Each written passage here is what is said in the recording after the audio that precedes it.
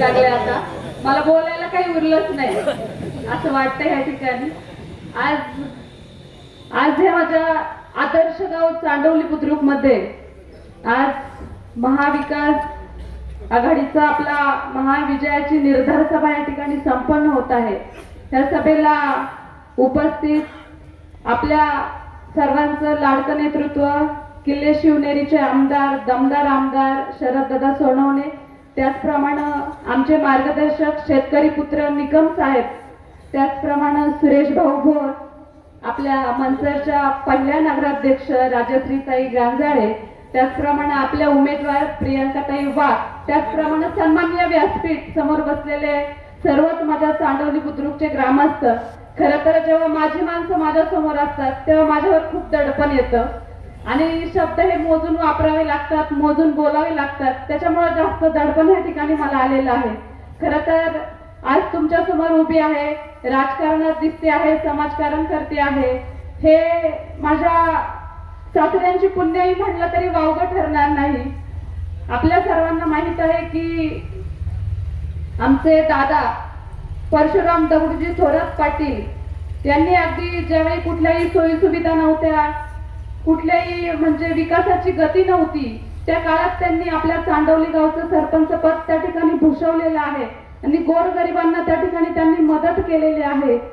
आमचे दादाच नाही तर त्यांच्याबरोबर आमचे नाना असतील, साहेबराव नाना असतील, जयसिंग नाना असतील, आप्पा असतील, भाऊ असतील, सगळ्यांनीच अतिशय आपल्या गावामध्ये सामाजिक बांधिलकी त्या ठिकाणी जपलेली आहे आणि आज त्यांचाच वसा आणि वारसा घेऊन आपल्या समोर मी या ठिकाणी उभी आहे.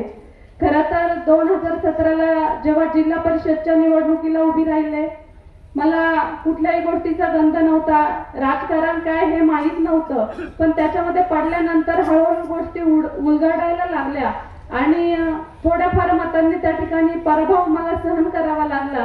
त्याचप्रमाणे आपल्या गावाला देखील हा पराभव सहन करावा लागला. पण कुठल्याही प्रकारे खचून न जाता मी असेल, माझं कुटुंब असेल, त्याचप्रमाणे आपल्या सर्वांचे लाडके प्रवीण भाऊ असतील, त्यांच्या खांद्याला खांदा देऊन त्या ठिकाणी काम केलं आणि 2018ला मला वाटतं आपल्या गावची ग्रामपंचायतची निवडणूक त्या ठिकाणी झाली. खरं तर आपल्याकडे एक म्हण आहे, गाव करेल ते राव काय करेल, आणि गावाने दाखवून दिलं आणि 12-0चा विजय त्या ठिकाणी मला मिळवून दिला आणि आपल्या ह्या चांडवली बुद्रुक गावची प्रथम लोकनियुक्त सरपंच होण्याचा मान मला माझ्या गावाने त्या ठिकाणी दिला. खरंच खूप मी भाग्यवान स्वतःला समजते की असं गावातील लोक माझ्या पाठी आहेत, अशी माणसं माझ्या बरोबर आहेत. खरं तर आज पुन्हा एकदा ह्या जिल्हा परिषदेच्या निवडणुकीसाठी रिंगणामध्ये उभी आहे आणि जिल्हा परिषदेच्या निवडणुकीमध्ये उभी असताना आपण सर्वांनी माझं 5 वर्षाचं जे काम आहे, गावामध्ये सरपंच असतानाचं काम आपण सर्वांनी पाहिलेलं आहे. आपल्या सर्वांची मोलाची साथ मला त्या ठिकाणी लाभली आणि म्हणूनच मी आपल्या गावचा विकास करू शकले. आपल्या गावामध्ये रस्त्याची, अंतर्गत रस्त्याची कामं असतील, लाईटची कामं असतील, त्याचप्रमाणे स्मशानभूमी सुशोभीकरण असेल, स्ट्रीट लाईट असेल, त्याचप्रमाणे पाण्याच्या काय पाणी आपला आरो प्लांट असेल, आपण आपल्याला मला जेवढं करता येईल शक्य होईल तितक्या योजना आपण त्या ठिकाणी गावामध्ये विकास कामं केली आणि ह्या विकास कामाच्या जोरावर पुन्हा एकदा निवडणूक लढवली. खरं तर आपल्याला आरक्षण असल्यामुळं मी सदस्य पदासाठी उभी राहिले आणि आज आपल्या ग्रामपंचायत मध्ये आपल्या सर्वांना माहिती आहे, ग्रामपंचायत सदस्य म्हणून मी पुन्हा एकदा काम बघते आहे. आपल्या गावचा विकास कसा होईल, आपल्या गावामध्ये वेगळ्या वेगळ्या योजना कशा येतील हे नेहमी डोक्यात ध्येय धरून, त्याचप्रमाणे आपल्या गावातील माता भगिनींना आपण कशा प्रकारे पुढे नेऊ शकते. कारण असं म्हणतात, एक आई 100 शिक्षकांची भरपाई, आणि जेव्हा माता पुढे जाते, घरातील महिला पुढे जाते, तेव्हा घराचा आणि गावचा विकास झाल्याशिवाय राहत नाही. ज्याप्रमाणे आज मी आपल्या गावापुढे उभी आहे, आपल्या सर्वांशी बोलते आहे, हा फक्त माझ्या कुटुंबाचा नाही तर आपल्या गावाचा विकास आहे आणि यामध्ये मला माझ्या माणसांची साथ आहे. मी खरंच स्वतःला खूप भाग्यवान समजते.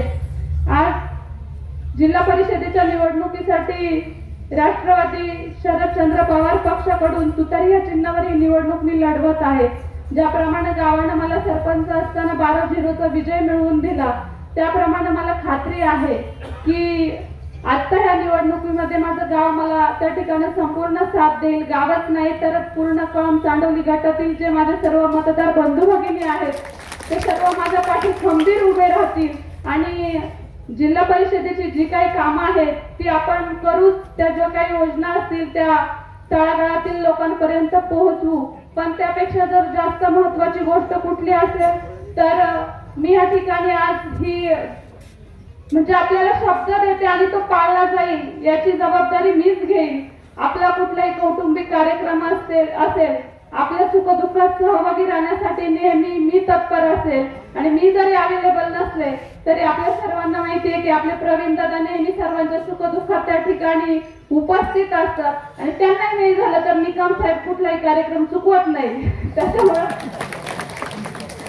त्याच्यामुळं आपण सर्वांनी निकम साहेबांचे हात बळकट करण्याकरता येत्या 7 तारखेला तुतारी वाजवणारा माणूस या चिन्हावरील बटन दाबून प्रियंकाताई आणि मला भरभरून अशा मतांनी विजयी करा.